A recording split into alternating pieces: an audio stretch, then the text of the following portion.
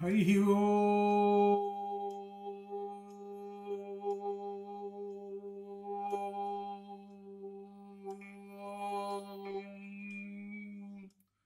గురుబ్రహ్మా గురుర్విష్ణు గురుర్దేవో మహేశ్వరః గురుః సాక్షాత్ పరం బ్రహ్మ తస్మై శ్రీ గురవే నమః. జ్ఞానానందమయం దేవం నిర్మలస్ఫటికాకృతిం ఆధారం సర్వవిద్యానాం హయగ్రీవముపాస్మహే. జ్ఞానతిమిరాంధస్య జ్ఞానాంజనశలాకయా చక్షురున్మీలితం యేన తస్మై శ్రీ గురవే నమః. సదాశివసమారంభాం వ్యాసశంకరమధ్యమాం అస్మదాచార్యపర్యంతాం వందే గురుపరంపరాం వ్యాసం వసిష్ఠనప్తారం శక్తే పౌత్రమకల్మషం పరాశరాత్మజం వందే సుఖతాతం తపోనిధిం. వ్యాసాయ విష్ణురూపాయ వ్యాసరూపాయ విష్ణవే నమో వై బ్రహ్మనిధయే వాసిష్ఠాయ నమో నమః. నమోऽस्तु ते व्यासविशालबुद्धे फुल्लारविन्दायत पत्रनेत्र येन त्वया भारततैलपूर्णः प्रज्वालितो ज्ञानमयप्रदीपः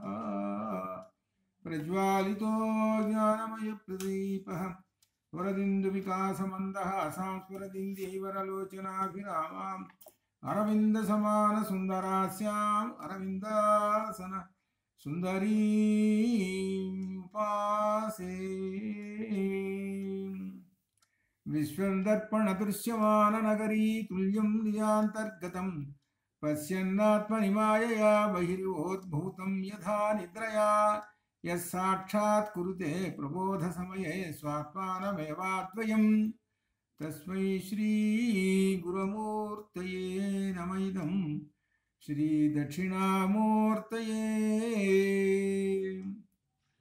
दक्षिणामूर्तये ओ नमः. प्रणवार्थाय शुद्धज्ञानैकमूर्तये निर्मलाय प्रसन्नाय दक्षिणामूर्तये नमः. परब्रह्मणे नमः. ब्रह्मसूत्र भाष्य द्वितीयाध्यायम् अविरोधाध्याये प्रथमपादः अत्र वर्तते.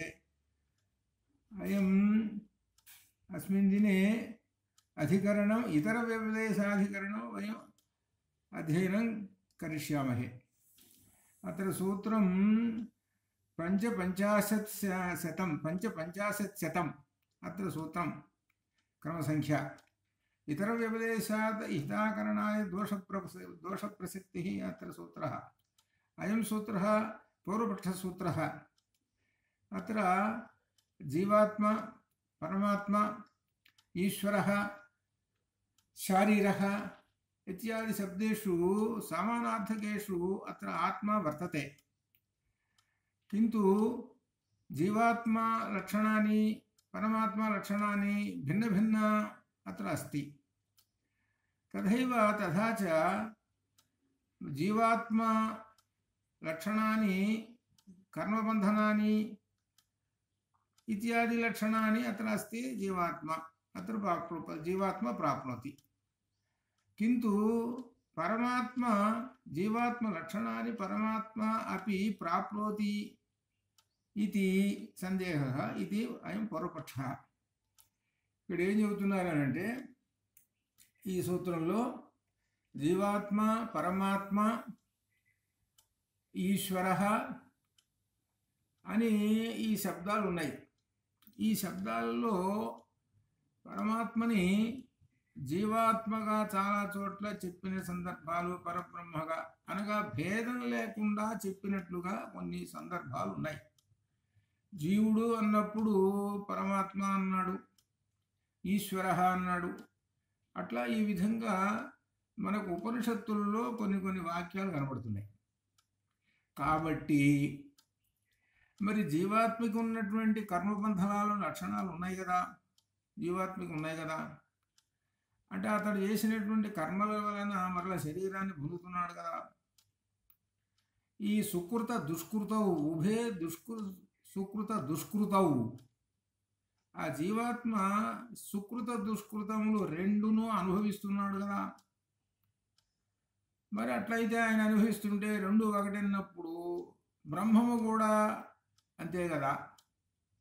రెండు ఒకటైనప్పుడు బ్రహ్మం కూడా ఒకటే కదా. అంటే బ్రహ్మానికి కూడా సుకృత దుష్కృతాలు ఉన్నాయి, కర్మబంధాలు ఉన్నాయి అని ఈ విధంగా చెప్పాలి కదా. మరి అంతేనా అని ఇక్కడ పూర్వపక్ష సూత్రం. ఇది అయం పూర్వపక్ష సూత్ర. దీనిలో పూర్వపక్షంలో ఏమి ఇస్తున్నాడంటే జీవుడికి హితము అహితము, హితకరణాది దోష ప్రసక్తి, అది పదం. దీనిలో హితకరణాది, హితం అంటే మంచి, అహితం అంటే చెడు, అంటే సుకృత దుష్కృతములు అని అర్థం. జీవాత్మకి సుకృత దుష్కృతములు ఉన్నాయి కదా, ఆ ప్రసక్తి మనకు ఇతర చోట్ల మరి బ్రహ్మమును గురించి చెబుతున్నాడు, అప్పుడు బ్రహ్మానికి వర్తిస్తాయి కదా అని అంటాం ఈ పూర్వపక్ష సూత్రం. అయం సూత్ర పూర్వపక్ష, ఇది విశేషం. ఆ విషయమే ఇక్కడ చెప్తున్నాడు. ఏమిటంటే వ్యపదేశాత్, వ్యపదేశం అంటే చెప్పటం. ఏమి చెప్పాడు? బ్రహ్మమును జీవాత్మగా, లేక జీవాత్మను బ్రహ్మముగా, అటు దిట్టు ఇటు దిట్టు, అట్లా జీవాత్మ బ్రహ్మాత్మ రెండు ఒక రకంగానే చెప్పిన సందర్భాలు ఉన్నాయి. అప్పుడు ఈ పరమాత్మకు హితకరణాది దోష ప్రసక్తి అత్ర వర్తతే.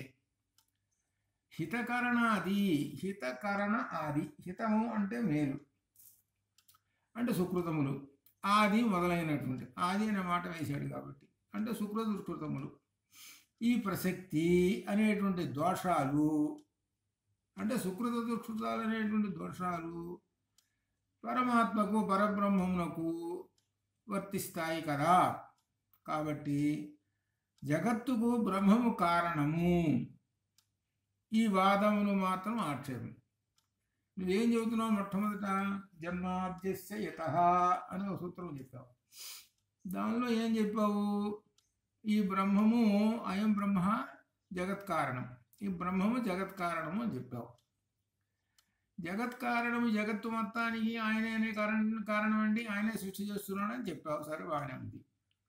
నీవు ఇప్పుడు సుకృత దుష్కృతములు ఉన్నాయి గనక జీవాత్మకు ఆ లక్షణాలు ఈ పరమాత్మకు కూడా ఉన్నాయి కాబట్టి ఇప్పుడు ఆక్షేపణ చెబుతున్నాం.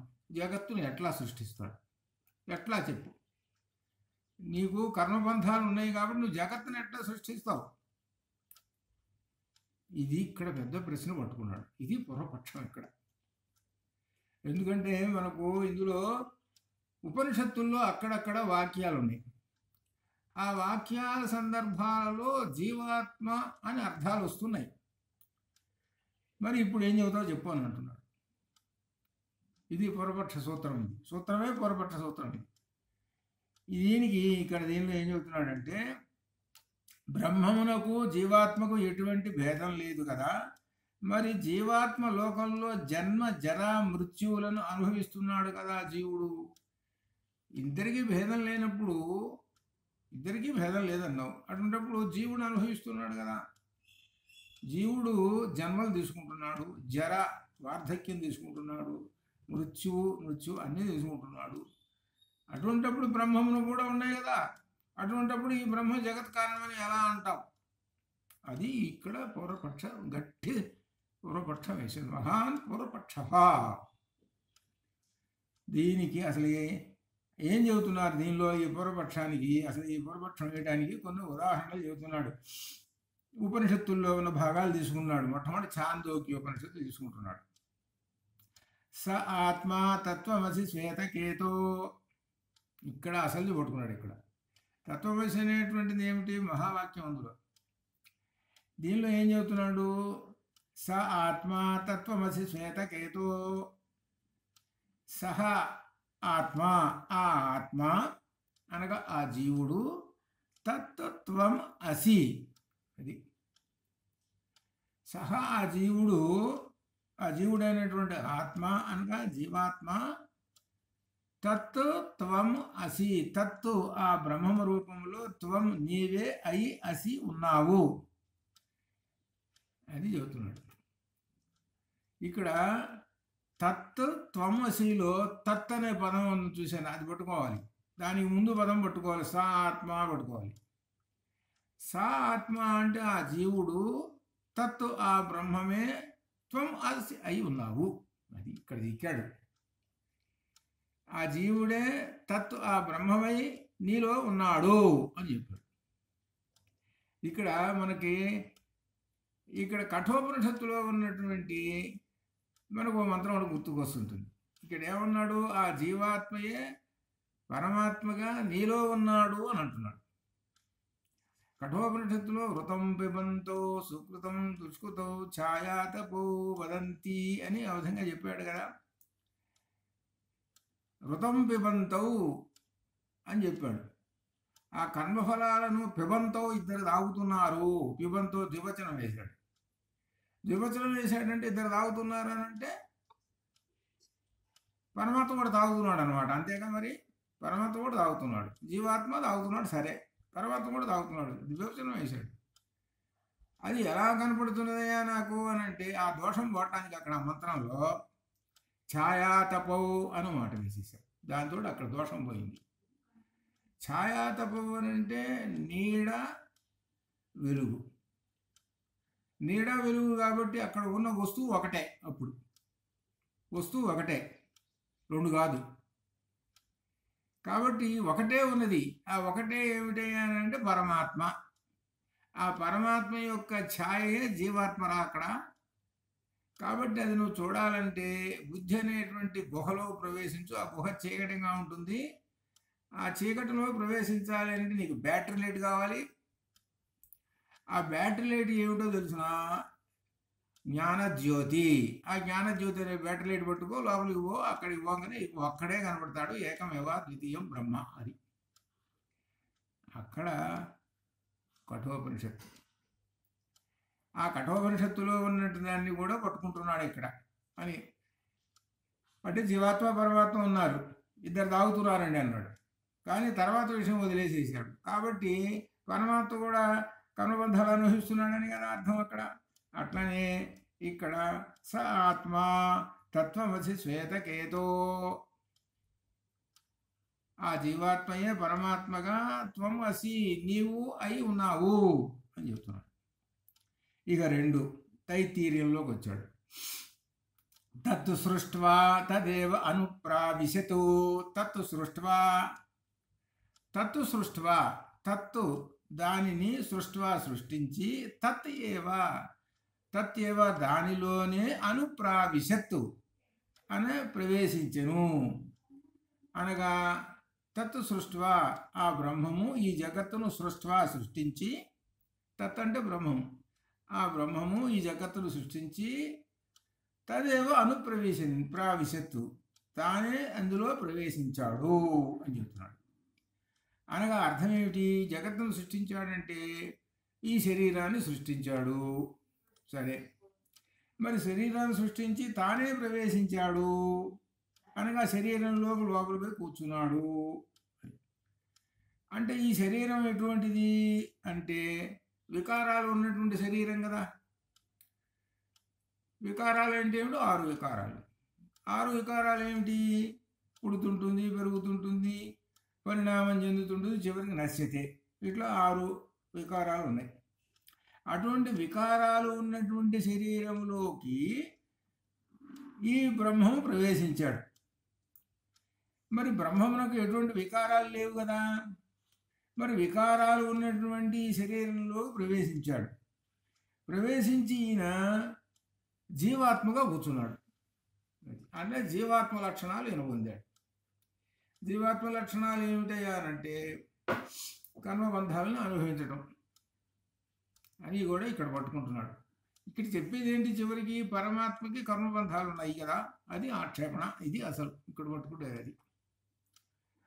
ఇది పూర్వపక్షం.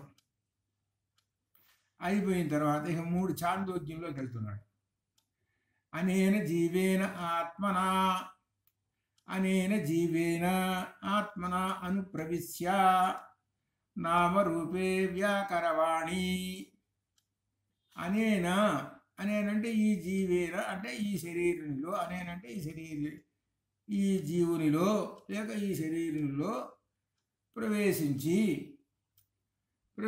అంటే ఎవరు? పరమాత్మ ప్రవేశించి ఈ శారీరునిలో జీవేనా ఈ శరీరునిలో ప్రవేశించి అనగా ఈ జీవునిలో పరమాత్మ ప్రవేశించి జీవాత్మయి నామరూపములను నిర్మిస్తాను.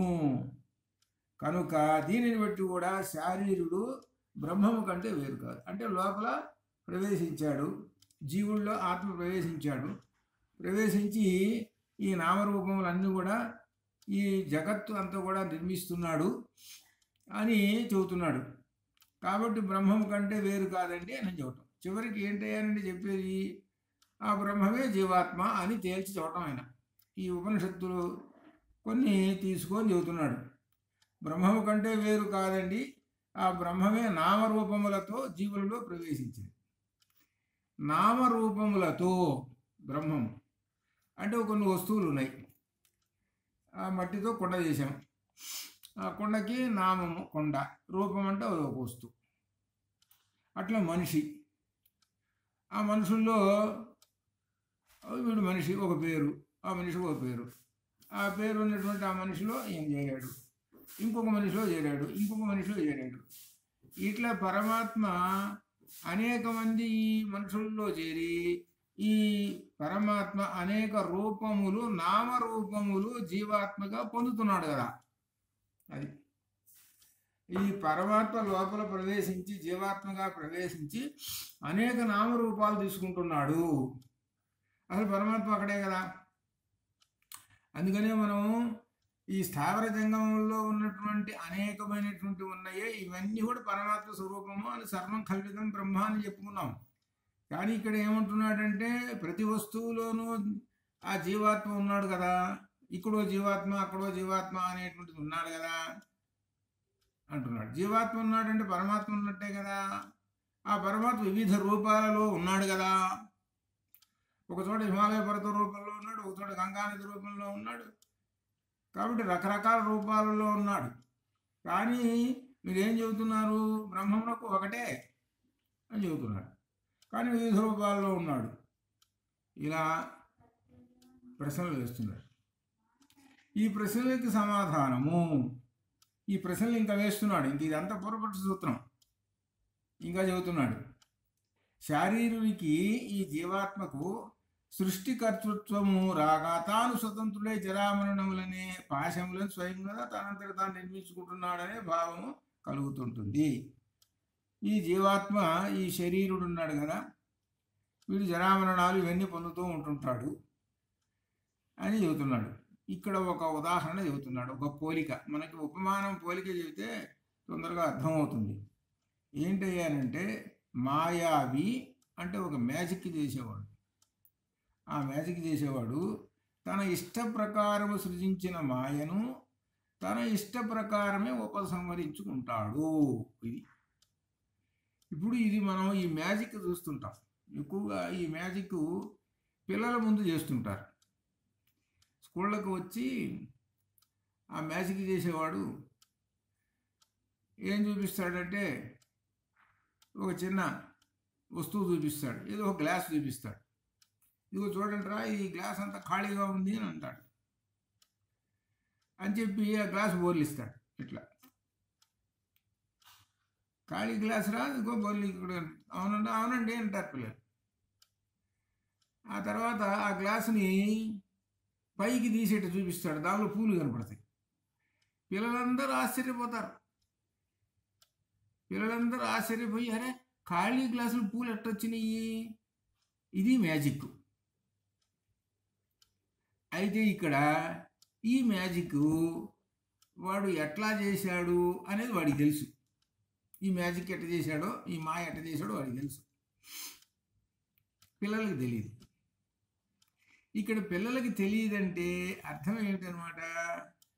ఆత్మతత్వము తెలియనటువంటి అజ్ఞానులకు అని అర్థం. అది ఆత్మతత్వం తెలియనటువంటి అజ్ఞానులకు జీవాత్మయే పరమాత్మ అని అనుకుంటుంటారండి అని అర్థం. అది వాడు మ్యాజిక్ చేస్తున్నాడు, ఆ మ్యాజిక్ ఏమో అర్థం కావటం లేదు వీళ్ళకి. అందుకని ఏంటంటే ఆశ్చర్యపడి చూస్తున్నారు. కానీ మ్యాజిక్ చేసేవాడు ఉన్నాడే మాయావి, తాను చేసే మ్యాజిక్లో ఎలా ఉందో ఏమిటో వాడికి తెలుసు. ఆ మ్యాజిక్ అంతా అయిపోయింది. ఒక గంట సేపు మ్యాజిక్ చేశాడు, అయిపోయింది. ఆ మ్యాజిక్ అంతా వాడి బుర్రలో ఉండిపోయింది అంతే. అవసరం వచ్చినప్పుడు ఆ మ్యాజిక్ ఉపయోగించుకుంటాడు అంతే, అప్పటిదాకా దాన్ని పెట్టడు. ఇట్లా మాయావి ఏ విధంగా అయితే మాయలు కల్పించి తన ఇష్ట ప్రకారంగా చేసి ఉపసంహరించుకుంటుంటాడో ఆ విధంగానే కూడా శారీరుడు తాను సృజించుకొనినటువంటి శరీరం నుండి జరామరణముల నుండి బయటపడాలి. ఎట్లయితే మాయావి బయటపడతాడు, మరి శారీరుడు బయటపడాలి. కానీ అక్కడ ఈ జీవాత్మ బయటపడాలి. మాయావి అయితే వాడు తప్పించుకుంటున్నాడు ఆ కాసేపు, కానీ ఈ జీవుడు ఈ మాయలో పడ్డాడు. ఈ జీవుడు ఈ మాయలో పడి ఎప్పుడు జరామరణాలేను వీడికి. ఈ జీవుడు దీనిలో పడ్డాడు అని అంటే జీవాత్మ పరమాత్మ ఒకటే అన్నారు కదండి, కాబట్టి పరమాత్మ కూడా అంతేనమాట. జరామరణాలు అనుభవిస్తున్నాడు, ఈ మాయలో పడ్డాడు పరమాత్మ. అది ఇక్కడ పూర్వపక్షం. ఎందుకంటే జీవాత్మకున్న లక్షణాలన్నీ తీసుకొచ్చి పరమాత్మకి అంటగడుతున్నాడు.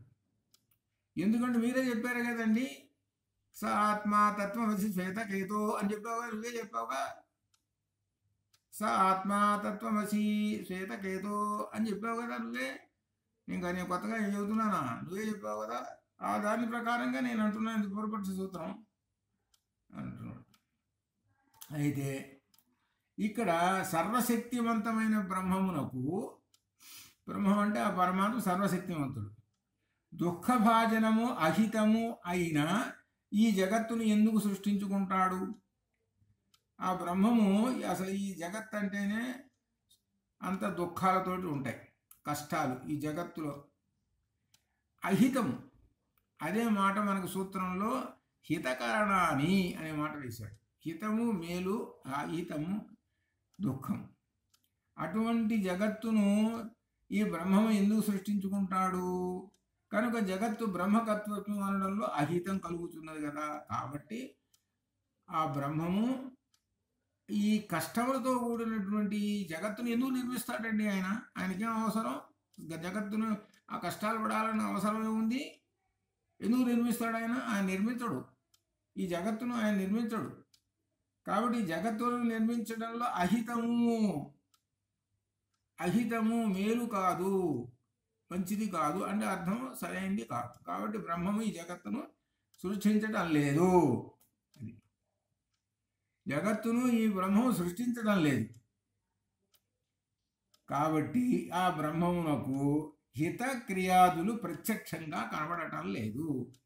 కనుక చేతనమైన బ్రహ్మము నుండి జగత్తు ఉద్భవించలేదు.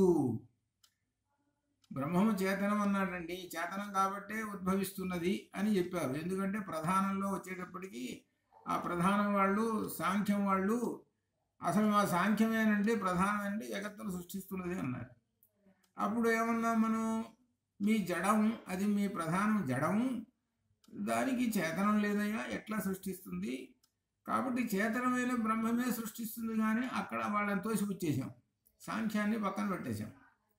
మరి సాంఖ్యాన్ని పక్కన పెట్టేశావు కదా, మరి అటువంటిప్పుడు ఈ బ్రహ్మము సృష్టిస్తుంది అన్న ఎట్లా సృష్టిస్తుంది? జీవాత్మ లక్షణాలు ఉన్నాయి కదా.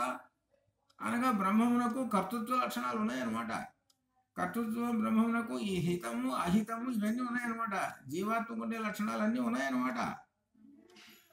అది వేశాడు ప్రశ్న. ఇంక ఇప్పుడు తప్పించుకోండి, ఎట్లా తప్పించుకుంటారో తప్పించుకోండి. అసలు ఇది మహాన్ పూర్వపక్ష. స ఆత్మ తత్వమసి శ్వేతకేతో, స ఆత్మ ఆ జీవాత్మయే తత్వం అసి, తత్ ఆ బ్రహ్మమై నీలో కూర్చొని ఉన్నాడు అన్నాడు. కానీ అసలు దాంతో ఈ పూర్వపక్షం పడది. మరి దీనికి సమాధానం ఏమిటి? ఇది ఇంతవరకు ఇది అర్థం కావాలి, పూర్వపక్ష సూత్రం. ఎందుకంటే మనలో ఏమంటున్నారంటే జీవాత్మ అని అంటున్నారు, మన శరీరంలో జీవాత్మ ఉన్నాడు. సరే, మరి పరమాత్మ ఉన్నాడా లేడా? ఏమోనండి, పరమాత్మ ఉన్నాడో లేడో, జీవాత్మ మాత్రం ఉన్నాడు. జీవాత్మ ఉన్నాడు కాబట్టి ఇవో ఈ కర్మబంధాలు ఇవన్నీ అనుభవిస్తున్నాడు, మనం అనుభవిస్తున్నాం అని అంటాం. గురువు గారు వస్తున్నా. ఆ పూర్వపక్షం మళ్ళీ ఒక్కసారి చెప్తారా? సరిగా అర్థం కాదు. పూర్వపక్షం మళ్ళీ వెనక్కి వస్తున్నా అట్లానే. అయితే ఇక్కడ పూర్వపక్షాన్ని మళ్ళీ వస్తున్నాను. ఈ పూర్వపక్షంలో ఏమంటున్నాడంటే జీవాత్మ పరమాత్మ ఒకటే. ఒకటే అంటే ఒకటే అన్నప్పుడు జీవాత్మకున్న లక్షణములు పరమాత్మకు వర్తిస్తాయి కదా. అది జీవాత్మకున్న లక్షణాలు ఏమిటి? కర్తృత్వం, కర్తృత్వం, కర్తృత్వము. కర్తృత్వం ఉన్నప్పుడు సుఖ దుఃఖాలు ఉంటాయి. ఈ రెండు ఉన్నప్పుడు ఆ జీవాత్మకి అనేక శరీరాల్లో ప్రవేశిస్తాడు. జీవాత్మ అనేక శరీరాల్లో ప్రవేశించడం, అవన్నీ అనుభవించడంతో ఉంటాడు. ఈ సంసార సాగరంలో కూడా కొట్టుకుంటుంటాడు. ఇది అందుకనే మనకు ఈ సందేహం పోవటం కోసమే ద్వా సుపర్ణ సయుజ సఖాయ సమానం పరిషస్వజాతే తయోరన్య పిప్పలం స్వాద్వర్తి అనస్నన్ అభిచాకసీతి అని చెప్పాడు. రెండు పక్షులలో ఒక పక్షి జీవాత్మ, అది అనుభవిస్తూ ఉన్నది. రెండో పక్షి పరమాత్మ. పరమాత్మ కేవలం సాక్షి, ఏమీ చేయడం లేదు. ఈ జీవాత్మయే అన్నీ పొందుతూ ఉన్నాడు అని మనకు ఆ మంత్రంలో చెప్పాడు. కాబట్టి సాక్షి అయినటువంటి ఆ పరమాత్మకి ఏమీ అంటావు అని చెప్పాడు. అన్నీ అంటేది వీడికిను అని చెప్పాడు అక్కడ. అని చెప్పి కఠోపనిషత్తులో ఏం చెప్పాడనంటే ఇంకా వివరణకు వచ్చేటప్పటికి ఛాయా తపవు అని ఒక మాట వేశాడు. వెలుగు నీడలు అంటే పరమాత్మ ఉన్నంత కాలము ఈ జీవుడిలో, ఈ మనిషిలో జీవాత్మ ఉంటాడు. ఆ జీవాత్మ నీడ వలె ఉంటుంటాడు. అది చెబుతున్నాడు. మరి నీడ అనేది సత్యమా? అది లెక్క. నీడ అనేది సత్యమా? కాదుగా. వెలుగు ఉంటేనే నీడ, లేకపోతే లేదు. కాబట్టి అక్కడ ఉన్నది ఒకటే అని అర్థం. వెలుగు ఒక్కటే అంటే పరమాత్మ ఒక్కటే అని అక్కడ కూడా చెప్పారు. ఇప్పుడు ఈ పూర్వపక్షంలో చెప్పేది ఏమిటయ్యానంటే జీవాత్మకు ఉన్న లక్షణాలు పరమాత్మకు వర్తిస్తాయి కదా. ఒకటే అన్నారు కాబట్టి, ఇద్దరు ఒకటే అన్నారు కాబట్టి జీవాత్మకు ఉన్న లక్షణాలు పరమాత్మకు వర్తిస్తాయి కదా. ఒక చోట మనము చూసామండి, నేను ఒక చోట చూసా, అనుభవం చెబుతున్నా. ఇప్పుడు సుమారు 45 సంవత్సరాలు నేను పనిచేసేటప్పుడు హై స్కూల్లో పనిచేస్తున్నప్పుడు ఒకడు నేను ఆ క్లాసులో అప్పుడు 8వ తరగతి, 3rd ఫారం, 8th క్లాస్. ఒక 5 నిమిషాలు నేను కొత్తగా పోయేటప్పుడు ఇంక పోయినాను. వాడు ఇవన్నీ వేషాలు వేస్తుంటాడు. వాళ్ళు లేచి సార్ పాస్కి వెళ్ళాలి సార్ అన్నాడు. అనేటప్పుడు ఇన్నో పదవి వీడు పాఠం చెప్పాడు, పాస్ అంటే నేను బాగా ఎట్లా అన్నాడు. మరి వాడు పోయినాడు, బయటికి పోయినాడు. వాడు పాస్ లేదు, ఏం లేదు, ఊరికి పోయినాడు. ఒక 5 నిమిషాలు అయింది. ఒక 5 నిమిషాలు అయిపోయిన తర్వాత ఈ మూల నుంచి ఇంకొకళ్ళు లేచాడు. ఎట్టున్నాడంటే సేమ్ డబల్ ఫోర్స్. వాళ్ళిద్దరు కామల పిల్లలు. సార్ పాస్ కండి. ఒరే ఇప్పుడే కదా నువ్వు వెళ్ళి ఎప్పుడు వచ్చావు రా అనుకున్నా. మరి ఏమై కమింగ్ సార్ అంటాడు కదా వచ్చినటువంటి వాడు. అప్పుడు కమింగ్ గెట్టింగ్ అని అంటాం కదా. నాకు ఆశ్చర్యం వేసింది. ఆశ్చర్యం వేసింది, మిగిలిన పిల్లలందరూ కూడా ఆశ్చర్యంగా చూస్తున్నారు, నవ్వుతున్నారు. అప్పుడు చెప్పారు, ఏమంటే డబల్ ఫోజ్ అండి వీళ్ళది, వీళ్ళు కొత్తగా వచ్చినటువంటి మాస్టర్ గారికి తెలియజేయడం కోసం చెబుతారు, ఈ వేషాలు వేస్తారు వీళ్ళు అని చెప్పారు. రోజు వాళ్ళ తల్లి ఏం చేస్తుంది, వీళ్ళని గుర్తుపట్టడం కోసం చొక్కాలు మారుస్తుంది. కలర్ చొక్కాలు వేస్తాడు. వాడికి ఎర్రది వేస్తే వీడికి తెల్లది అట్టేసి పంపిస్తుంది. ఇద్దరు ట్విన్స్, ఇంకేం లేదు తేడా.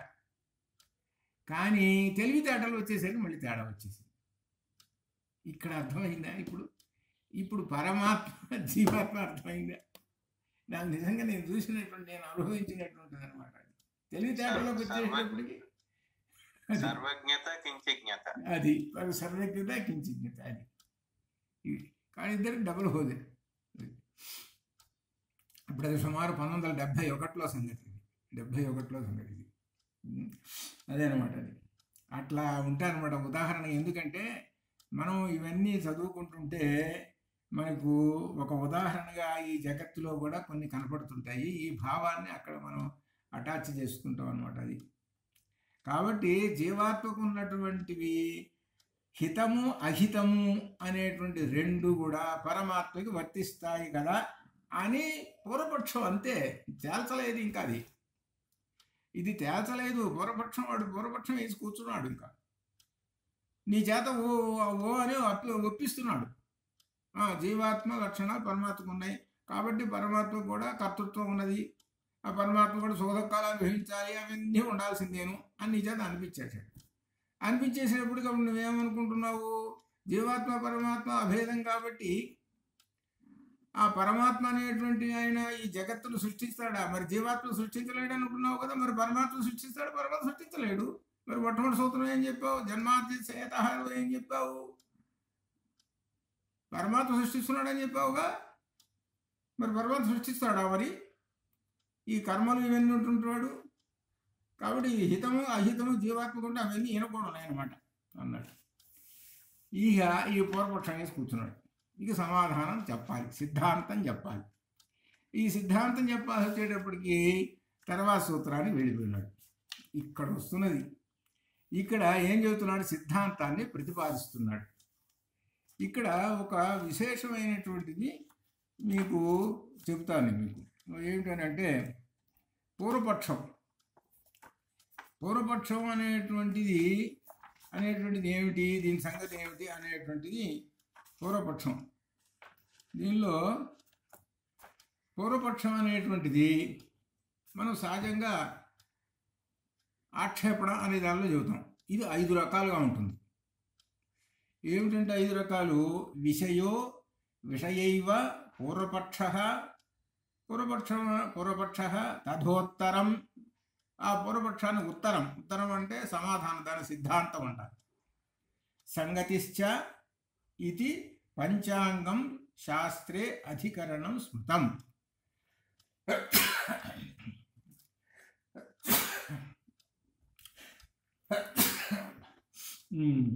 5 విధాలు అని చెబుతున్నాడు ఈ పూర్వపక్షం. 1 విషయ, 2 విషయం, 3 పూర్వపక్షం, 4 సిద్ధాంతం, 5 సంగతి. ఇది 5 విధాలట. దీనిలో సంశయము, దీనిలో విషయ అంటే సంశయము, సందేహము, ఇది ఒక పూర్వపక్షం.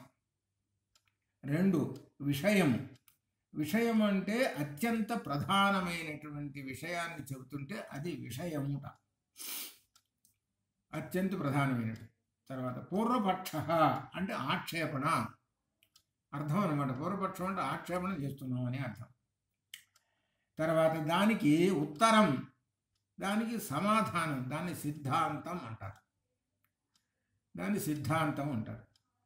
తర్వాత సంగతి అనగా సంబంధము, అనగా ఈ అధ్యాయం అంతా కూడా ఒకే విషయాన్ని చెబుతూ ఉంటుంటాడు. అది అర్థం.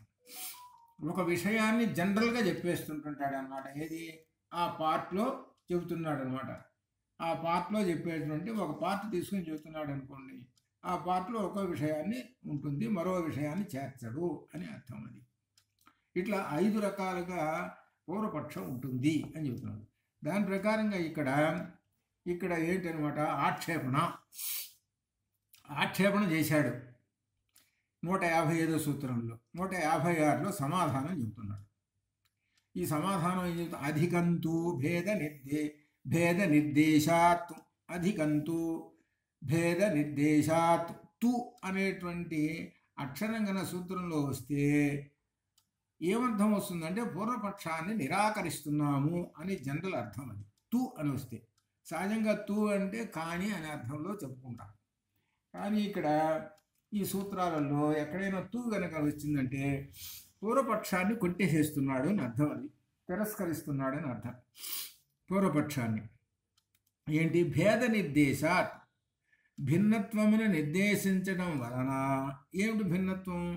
జీవాత్మ వేరు, పరమాత్మ వేరు అని భిన్నత్వము చెప్పటం వలన అధికం, బ్రహ్మము జీవాత్మ కంటే అధికం బ్రహ్మమే అధికము గొప్పవాడు అని చెబుతున్నాడు. రెండు భేదాలు చెబుతున్నావు. ఏంటి? జీవాత్మ పరమాత్మ అని ఆక్షేపణలో చెప్పుకుంటూ వచ్చావు. ఆ చెప్పుకున్నటువంటి దానిలో రెండు జీవాత్మ పరమాత్మలు ఉన్నాయి. వాటిల్లో జీవాత్మ కంటే పరమాత్మ గొప్ప అని సూత్ర నిర్దేశం చేస్తున్నాడు. నువ్వేం చేసావు? దీనిలో ఆక్షేపణలో జీవాత్మ లక్షణాలు పరమాత్మకు ఉన్నాయి కాబట్టి ఇద్దరు సమానమే. జీవాత్మకున్న లక్షణాలు పరమాత్మకు ఉన్నాయి కాబట్టి ఇద్దరు సమానమే, ఈక్వలే. ఎందుకంటే ద్వా సుపర్ణ సయుజ సఖాయ అనేటువంటి మంత్రంలో ఏం చెప్పావు? రెండు పక్షులు ఉన్నాయి. ఆ రెండు పక్షులు ఒకటే కలర్లో ఉన్నాయి, ఒకటే ఎత్తు, ఒకటే అంత, ఒకటి అసలు కనుక్కోలేము, అట్లా ఉన్నాయి రెండు పక్షులు. కానీ ఒకటి మాత్రం తింటున్నది, ఒకటి తింటలేదు అని చెప్పాం. కాబట్టి జీవాత్మ పరమాత్మ ఒకళ్ళే కదా, కాబట్టి అభేదం కదా, ఒకటే కదా.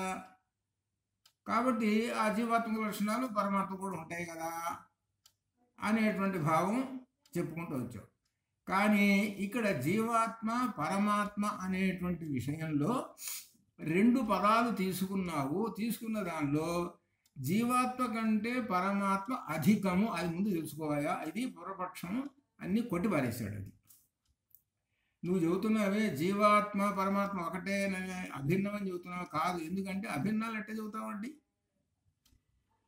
ఒకడు పొట్టిగా ఉన్నాడు అనుకుందాం, ఒక 3 అడుగులు ఎత్తే ఉన్నాడు, ఒకడు 6 అడుగులు ఎత్తున్నారు. ఇద్దరు సమాన ఎత్తులో ఉన్నారని అంటే ఒప్పుకుంటామా? మేము ఒప్పుకోం కదా. కాబట్టి జీవాత్మ పరమాత్మ అనేటువంటి రెండు పదాలు తీసుకున్నావు. దానిలో జీవాత్మ కంటే పరమాత్మ గొప్ప. కాబట్టి గొప్ప అని చెప్పడానికి ఏమున్నాయి అని చెబుతుంటే ఇక పరమాత్మ లక్షణాలు ఇప్పుడు చెప్తూ ఉన్నాడు. ఆ లక్షణాలు జీవాత్మకు ఉన్నాయా చూసుకోవటైతే పరమేశ్వరుడు సర్వజ్ఞ. మనకు విష్ణు సహస్రనామాల్లో కూడా సర్వజ్ఞ వచ్చింది. పరమేశ్వరుడు సర్వజ్ఞ, సర్వశక్తిమంతుడు, నిత్య శుద్ధ బుద్ధ ముక్త స్వభావములు కలిగినటువంటి సృష్టికర్త. ఇటువంటి ఆయన జగత్కారణమునకు కావలసిన శక్తి ఉన్నటువంటి వాడు, ఎటువంటి ప్రతిబంధకాలు లేనటువంటి వాడు. ఇవి పరమాత్మ లక్షణాలు. ఈ లక్షణాలు జీవాత్మకు ఉన్నాయా? నువ్వు ఒకటే అని అంటున్నావు కదా, మరి ఇప్పుడు చెప్పు, మరి చూద్దాం. జీవాత్మకు అన్ని ప్రతిబంధకాలే, జీవాత్మకు అన్ని ప్రతిబంధకాలే. ఇంకా జగత్తు సృష్టి శారీర వలన అవుతుందా? చేస్తాడా? ఈ జీవుడు చేయలేడు కదా. జీవాత్మ కంటే పరమాత్మ మహాశక్తి కలవాడు కనుకనే ఆత్మ దర్శనంతో పరమాత్మను తెలుసుకొనుమని శృతులు ఉపదేశించుతున్నాయి. కాబట్టి జీవాత్మ కంటే పరమాత్మ గొప్పవాడు అనేటువంటి విషయాన్ని తెలుసుకోవయా అని చెబుతున్నారు. అందుకనే ఆ సూత్రం చెప్పేటువంటి దానిలో ఏంటంటే ఋతం పిబంతో సుకృతో అనేటువంటి దానిలో కూడా రెండు చెబుతున్నారు కదా. కాబట్టి ఆ గుహలో ప్రవేశిస్తే నీకు సత్యం బోధపడుతుంది. గుహలో ప్రవేశించు, హృదయ గుహలో ప్రవేశించు. ఆ హృదయ గుహలోకి ప్రవేశిస్తే సత్యం బోధపడుతుంది. అప్పుడు సత్యం బోధపడినప్పుడు ఏమవుతుందన్నమాట? ఎప్పుడైతే హృదయ గుహలో ప్రవేశించావు అని అంటే అర్థం ఏమిటి? ఆత్మతత్వం తెలిసి ఆత్మ సాక్షాత్కారం అయింది అని దాని అర్థం. హృదయ గుహలో ప్రవేశించాడంటే హృదయ గుహలో ప్రవేశించాడు, ఆత్మ సాక్షాత్కారం అయింది. ఆత్మ సాక్షాత్కారం అయినప్పుడు ఏంటి? పరమాత్మ ఒక్కడే, ఇంక నీకేం లేదు. అంటే అప్పటిదాకా జీవాత్మ ఎక్కడికి పోయినాడండి అని అంటే జీవాత్మ పరమాత్మ అయ్యి అభేద రూపంలో ఉండిపోయినాడు. అంటే జీవాత్మలో ఉన్నటువంటి జీవ 2 అక్షరాలు పోయినాయి. అందుకనే మనకు దర్పణం ఉన్నది, అద్దం. అద్దం మీద మనం నల్లటి గుడ్డ కనుక వేస్తే మనము దానిలో కనపడం, అసలు కనపడం. అలానే పరమాత్మ అనేటువంటి మీద ఈ జీవ అనేటువంటి ఒక నల్లటి వస్త్రం, ఆ నల్లటి వస్త్రం కర్మబంధాలు, కర్మబంధాలు, శుక్ర దుష్కృతాలు ఇవన్నీ పడ్డాయి. ఇవన్నీ పడేటప్పటికీ వీడు ఏమనుకుంటున్నాడు అని అంటే నాలో ఉన్నటువంటి పరమాత్మయే ఈ లక్షణాలన్నీ పొందుతున్నాడు అనుకుంటున్నాడు. కాదురా, నువ్వు జీవాత్మ పొందుతున్నావు, పరమాత్మ బాగానే ఉన్నాయి. ఆ గుడ్డ తొలగించరా, నల్లడి గుడ్డ అనగా కర్మబంధాలు ఇవన్నీ కన్నా శుక్రదృష్టురాలు పోతే అప్పుడు నీకే అర్థమవుతుంది అని. అందుకనే పరమాత్మ ఆ గుహలో ప్రవేశించమన్నాడు. అలా అనమాట చెబుతూ దీనిలో బృహదారణ్యకోపనిషత్తులో చెబుతున్నాడు కొన్ని. ఇక్కడ మంచి మనం ఇవన్నీ ఈ సూత్రాలు ఈ మంత్రాలు రావాలి మనకి. ఎందుకంటే బ్రహ్మముల గురించి చెప్పండి అని ఎవరైనా అడిగారు అనుకోండి, అప్పుడు ఈ మంత్రం చెప్పాలి. బృహదారణ్యకోపనిషత్తులో ఆత్మావా అరే ద్రష్టవ్య. యాజ్ఞవల్క్య మహర్షి మైత్రేయికి చెప్పాడు ఆత్మతత్వం చెప్పమన్నది ఆమె మైత్రేయి. ఆత్మతత్వం చెప్పమంటే అప్పుడు చెబుతున్నాడు ఆత్మావా అరే ద్రష్టవ్య. అరే అంటే ఆ భార్యని సంబోధించినప్పుడు అరే అని సంబోధించాడు. ఈ అరే అనే మాటే మనకు లోకంలో రే అబ్బాయి ఇట్రారా, రే ఏం చేస్తున్నావురా, అది అట మారింది. అది ఇక్కడ అరే అంటే సంబోధన. ఆత్మావా ద్రష్టవ్య, ద్రష్టవ్య, శ్రోతవ్య, మంతవ్య, నిదిధ్యాసితవ్య. మైత్రేయీ ఆత్మనో వా అరే దర్శనేన శ్రవణేన మత్వా మత్యా విజ్ఞాన ఇదం సర్వం విదితం. ఈ ఆత్మను గురించి దర్శించదగినటువంటిది కనుక ఆత్మ సాక్షాత్కారం చేసుకోవచ్చు. తెలుసుకోదగినది, వినదగినది అంటే అర్థం తెలుసుకోదగినది వినదగినది అనేటువంటిది. శ్రోతవ్య మంతవ్య అనే మాట ఎందుకు వేస్తున్నాడంటే దీనిలో ఒక విశేషం ఉన్నదన్నమాట. ఏంటంటే శ్రోతవ్య అంటే వినదగినది. వినదగినది ఈ ప్రపంచంలో చెవులు ఉన్నాయండి. ఈ చెవులు వింటుంటాయి. ఈ చెవులు వాటి లక్షణం ఏమిటి? పనికిరాని మాటలు కూడా వింటుంది, పనికిరాని మాటలు కూడా వింటుంది, పనికొచ్చే మాటలు వింటుంది. కాబట్టి చెవు పనికొచ్చే మాటలు వినాలి, అందుకు పెట్టానరా చెవు అన్నాడు. పనికొచ్చే మాటలు అంటే అర్థం ఏంటి? నీవు ఉద్ధరింపబడే మాటలు వినాలిరా అని అర్థం. కొంతమంది చెబుతుంటారు ఒక అరగంట గంట సేపు రాజకీయాలు, లేకపోతే ఇక మనం చెప్పే వివరాలు చెప్పుకోవాల్సిన పని లేదు, ఊహించుకుంటాను తెలిసిపోతుంది. ఆ గంట సేపు చెబుతుంటే వీడు ఆసక్తిగా వింటుంటాడు. దానివల్ల ప్రయోజనం ఏమిటి? ఏమీ లేదు. ఆ గంట సేపు ఏమిటి? వీడి జీవితంలో వృధా. ఈ గంట సేపు వృధా, ఎందుకు పనికిరాదు, వాడిని ఏం ఉద్ధరించదు, ఇంకా పై చెడగొడుతుంది. కాబట్టి చెవు ఏమిటి అంటే నిన్ను ఉద్ధరించే మాటలు ఏవైతే ఉన్నాయో అది అందుకు ఉపయోగించుకోరా అని అర్థం. అది శ్రోతవ్య అంటే అది. అలానే ద్రష్టవ్య అంటే కూడా అది. పనికి మాలిన దృశ్యాలన్నీ చూస్తామేమిటి? పనికొచ్చే దృశ్యాలు చూడు, నువ్వు ఉద్ధరింపబడడానికి తగినటువంటి దృశ్యాలు. పనికి మాలిన దృశ్యాలు చెప్పే పని అనేకమైనటువంటి ఉంటాయి, వాటి కాదు. నువ్వు ఉద్ధరించడానికి తగినటువంటి వాటిని ద్రష్టవ్య. అలానే మంతవ్య. మంతవ్య మంతవ్య అంటే మననం చేయలేని. మననం ఏమిటి? ఎవరు నమో నారాయణాయ అని చెప్పారండి ఒక గురువు గారు. అబ్బాయి రోజుకో 4 సార్లు చేసుకోరా అని చెప్పాడు. అది మననం చేయదగినటువంటి మంత్రం. మంత్రం అంటే కేవలం అదే కాదు, మనకు మనల్ని ఉద్ధరించడానికి తగినటువంటి ఏవైతే పదాలు ఉన్నాయో అవి అనుకోండి. అన్నీ ఏవైనా సరే రకరకాలు. అంటే ఈ జీవుడు ఉద్ధరింపబడడానికి తగినటువంటి వాటిని మననం చేయదగినవి అని అర్థం. అటువంటి పట్టుకో అని అర్థం. శ్రోతవ్య, ద్రష్టవ్య, మంతవ్య, నిదిధ్యాసితవ్య. ధ్యానం చేత కోరదు. ధ్యానం చేస్తున్నావు. మనకు ఆత్మ సంయమ యోగము గీతలో వచ్చింది 6. దానిలో ధ్యానం ఎవరిని గురించి, అది సమయం. దీనిలో అది విశేషం. సుందరకాండలో ఆంజనేయ స్వామి గారు ధ్యానం చేశాడు. ఆయన కష్టాల్లో ఉన్నాడు, ఏం చేయాలి ఏం తోచలేదు. చివరికి ఆయనకి ఏం చేశాడంటే పరమాత్మ గురించి ధ్యానం చేస్తామన్నాడు అనుకున్నాడు. ఇది ఎందుకు చెబుతున్నారంటే మన సుందరకాండలో ఒక ఎగ్జాంపుల్ చెప్పాడు. నీకు కొన్ని సందర్భాలు వస్తాయ్యా, నీకు ఎటు పోవటానికి వీల్లేదు, ఏం చేయడానికి వీల్లేదు. ఇప్పుడు ఏం చేయాలి? అందుకనే దానిలో సుందరకాండలో అన్నాడు, మొట్టమొదట ఆలోచించాడు, నేను సముద్రంలో దూకి చచ్చిపోతాను, అగ్నిలో దూకి చచ్చిపోతాను, ఇట రకరకాల ఆలోచనలు చేసుకొని తిప్పుకున్నాడు. అనగా రకరకాల ఆలోచనలు ఏంటి? సహజంగా మానవుడు చేస్తాడు అని అర్థం.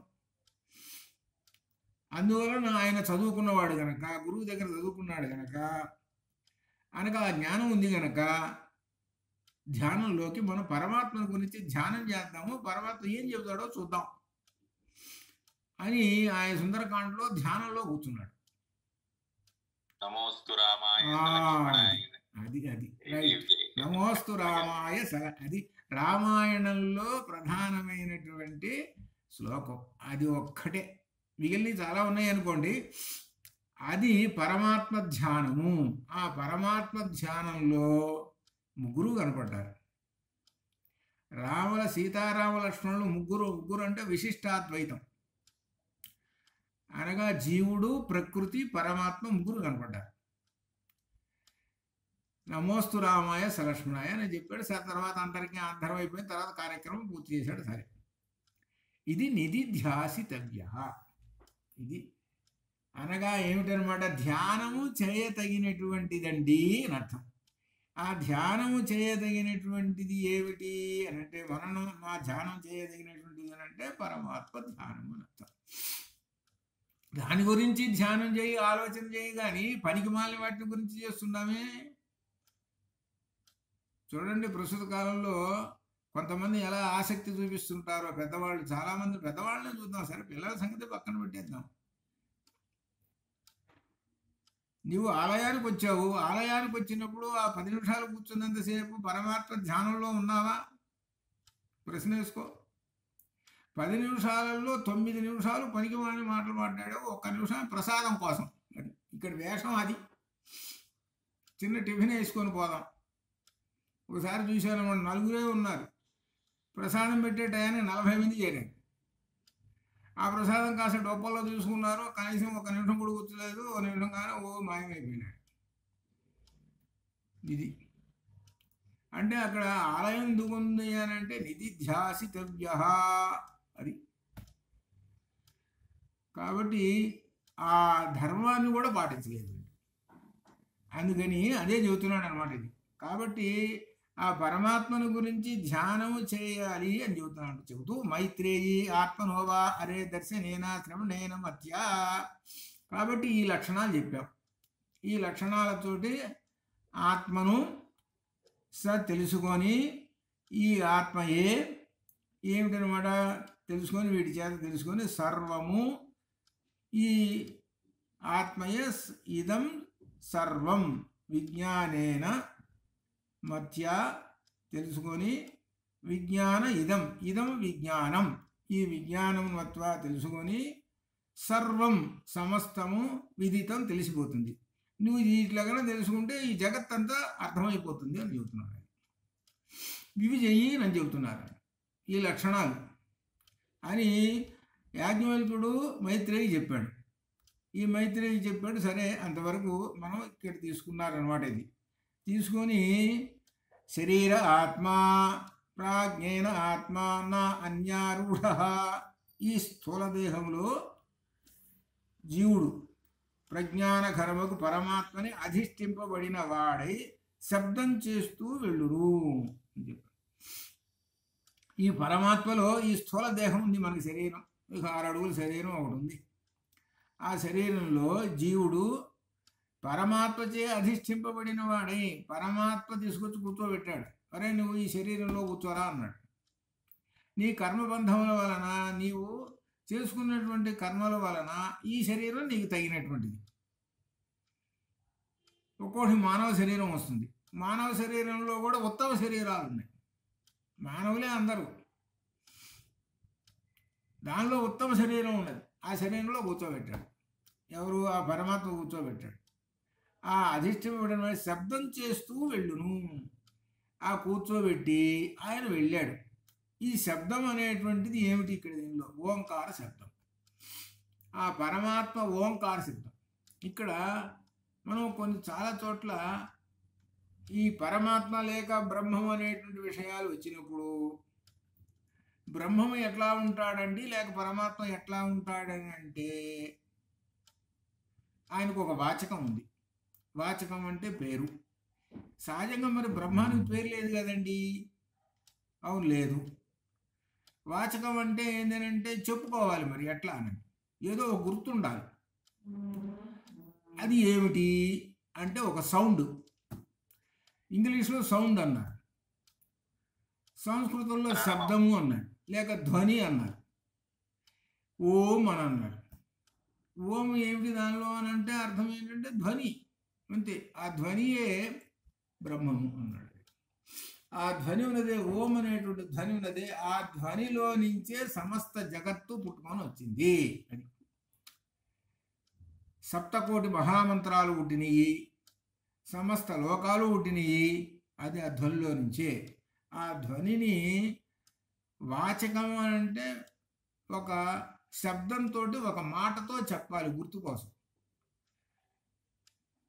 బ్రహ్మమును ఉపాసించుము అన్నారనుకోండి, మొట్టమొదటి ఏంటి? ఓంకారం అని అర్థం. అందుకనే చాలా చోట్ల ఈ ఉపన్యాసాలప్పుడు కూడా ఓంకారం చేస్తారు. మనకి సత్యసాయి మీటింగుల్లో ఎక్కువగా ముందు ఓంకారం పెట్టేస్తారు. ముందు ఓంకారం తర్వాత వాళ్ళ మాటలు కానీ ఏమన్నా కానీ ఇట్లా అట్లనే చాలా చోట్ల ఓంకారం పెట్టేస్తారు. ఓంకారం చేసిన తర్వాత కార్యక్రమాలు చేస్తుంటారు. అంటే ఈ ప్రవచనాలు అంటే పరమాత్మ తత్వానికి సంబంధించి. అట్లనే మనం నిత్యం ఓంకారం తోటే అంతా మనం మంత్రాలన్నీ కూడా చెప్పేస్తాం. ఓం కేశవాయ స్వాహ, ఓం నారాయణ. మొట్టమొదట మనం కూర్చున్నప్పుడు కేశవనామాలు చెప్పుకునేటప్పుడు ఓం తోటి మొదలు పెట్టేస్తాం. ముందు కేశవాయ స్వాహ అనకుండా ఓం కేశవాయ స్వాహ, ఓం నారాయణ స్వాహ అట్లా మొదలు పెట్టేస్తాం. ఆ పరమాత్మను వాచకాన్ని పెట్టుకొని పరమాత్మను కలుపుకొని చెప్పేసేసుకుంటాం. కలుపుకొని చెప్పుకున్నప్పుడే ఓ కేశవాయ స్వాహ అంటేనే అక్కడ పవర్ అట్లా అనమాట. అని చెబుతూ ఇక్కడ ఆ బ్రహ్మం గురించి చెప్పుకున్నాం. ఇక్కడ శబ్దం చేస్తూ ఛాందోగ్యోపనిషత్ వచనంలో కూడా సత్యకామ సత్య సంకల్ప స అన్వేష్టవ్య స విజిజ్ఞాసితవ్య. ఆ బ్రహ్మము సత్య కామలు కలిగినటువంటిది, సత్య సంకల్పములు కలిగినటువంటిది. అవి ఏ ఆత్మ ఉన్నదో అది అన్వేషింపదగినది మరియు కోరదగినది. ఆ ఆత్మకు సత్య అనేటువంటి ఒక పదం వేసేశారు. సత్య సంకల్పములు, సత్యకామనలు ఇవన్నీ కూడా ఆ పరమాత్మ ఉన్నాయి. ఆ పరమాత్మకి నారాయణో కామయత ప్రజా సుయేయేతి అని నారాయణ ఉపనిషత్తు. నారాయణుడికి కామయత కోరిక కలిగిందిట. కోరిక కలిగేటప్పటికీ అధో నారాయణు అక్కడ వరుసగా ప్రాణో జాయతే, బ్రహ్మ జాయతే, రుద్ర జాయతే, వరుసగా అన్నీ పుట్టుకుంటూ వచ్చేసింది.